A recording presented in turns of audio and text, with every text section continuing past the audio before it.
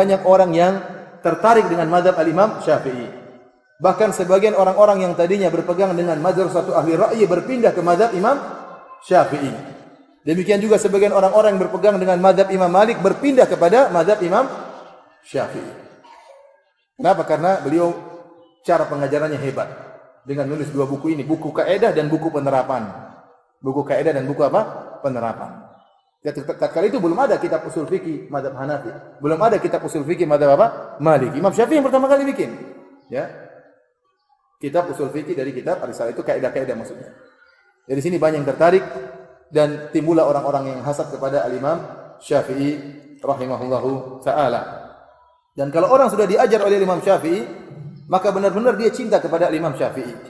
Ya, saya sebutkan bagaimana karismatik al-Imam Syafi'i rahimahullahu taala sampai-sampai muridnya Imam Ahmad ya pernah berkata, al-Imam Ahmad punya mazhab sendiri Imam Ahmad, tapi begitu dia mengagungkan gurunya Imam Syafi'i, dia mengatakan sittatun ad'u lahum sahran. 6 orang yang aku mendoakan mereka di waktu sahur. Ahaduhum asy-Syafi'i, di antaranya Imam Syafi'i. Anak beliau Abdullah pernah bertanya kepada Imam Ahmad, "Ya abati, ayu rajulin kana Syafi'i? Fa inni sami'tuka tuksiru minad du'a lahu." Anaknya bertanya, "Wahai ayahanda, wahai Imam Ahmad, siapa itu Syafi'i? Saya sering kali dengar kau mendoakan dia." Gurunya Imam Ahmad. Imam mengatakan, ya bunayya, kana Syafi'i kasyamsi lid dunya. Wahai putraku, wahai ananda, ketahuilah Syafi'i itu seperti matahari bagi apa? Bagi bumi. Kalau matahari enggak ada, bumi rusak. Subhanallah. Ini luar biasa bagaimana pengagungan al-Imam Ahmad terhadap Imam Syafi'i. Kemudian di antaranya Abu Thawr. Abu Thawr dahulunya masuk dalam madrasah ahli ra'yi. Salah seorang ulama di Irak.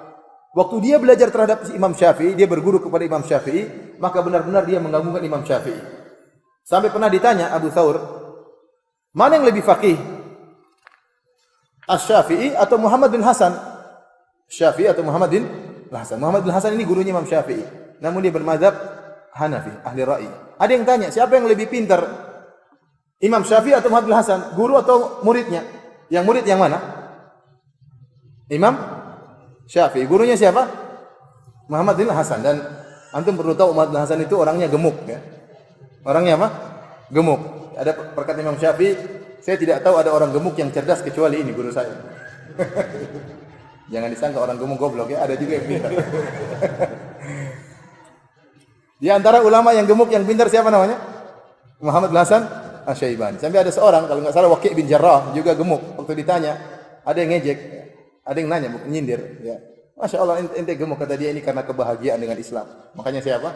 Saya gemuk, enggak banyak mikir. Kalau mikir terus kurus. Baik, para hadirin Allah Subhanahu wa taala, intinya ditanya sekarang, bertanya Imam Syafi'i Abu Thawr. Abu Thawr ni muridnya Imam Syafi'i. Dan Imam Syafi'i muridnya Muhammad bin Al-Hasan Asy-Syaibani. Sekarang Abu Thawr ditanya, siapa yang lebih pintar? Imam Syafi'i atau gurunya Muhammad bin Hasan? Maka apa jawaban Abu Thawr yang menunjukkan dia fanatik atau sangat cinta kepada Imam Syafi'i? Dia mengatakan, "Asy-Syafi'i afqahu min Muhammad." Syafi'i lebih pintar daripada gurunya itu Muhammad bin Hasan. Wa Abi Yusuf juga lebih pintar daripada Abu Yusuf. Wa Abi Hanifah lebih pintar juga daripada Abu Hanifah. Jadi bukan cuma lebih pintar dari Muhammad bin Hasan, bahkan lebih faqih daripada guru-gurunya, daripada kakek gurunya. Siapa itu? Abu Hanifah. Wa Ibrahim wa Alqamah wal Aswad, lebih pintar daripada mereka semua, kata Abu Thawr. Dan ini menunjukkan kecintaan mereka terhadap al-Imam Syafi'i. Sehingga Abu Thawr padahal punya mazhab sendiri. Imam Ahmad juga punya mazhab apa? Sendiri. Namun mereka belajar terhadap Imam Syafi'i, berguru kepada Imam Syafi'i karena hebatnya al-Imam Syafi'i ya. Yang hebat itu bagaimana dia bisa berkreativitas membuat cabang ilmu baru, yaitu ilmu usul fikih. Yang sekarang kita tinggal pelajari hasilnya. Tapi kreativitas membuat bagaimana ilmu yang tersebar ini dijadikan kaidah, ini hebat. Inilah hebatnya siapa? Imam Syafi'i. Ilmu yang luas ini dijadikan kaidah-kaidah. Ya, kalau istilahnya ada ilmu kita jadikan rumus-rumus. Orang yang menciptakan rumus pintar atau tidak? Pintar karena dia memikirkan, merenungkan, menyimpulkan. Demikian juga Imam Syafi'i, untuk buat kaidah tidak mudah. Dia harus meneliti, menelaah, menimbang, kemudian akhirnya buat kaidah. Itulah hebatnya Imam Syafi'i sehingga banyak yang tertarik kepada beliau rahimahullahu taala. Dari sinilah sebagian orang-orang yang bermadzhab Maliki pindah mazhab kepada Imam Syafi'i. Sebagian orang-orang bermadzhab Abu Hanifah pindah madzhab kepada Al-Imam Syafi'i. Sampai ada seorang ulama yang terkenal yang senior juga akhirnya hasad kepada Al-Imam Syafi'i, bahkan berdoa kecelakaan bagi Al-Imam Syafi'i dalam sujudnya. Muhammad bin Abdullah bin Abdul Hakim berkata, aku mendengar si fulan berdoa fi sujudi, berdoa di sujudnya. Yad'u ala Syafi'i, dia mendoakan keburukan bagi Imam Syafi'i bil maut, agar Imam Syafi'i segera meninggal.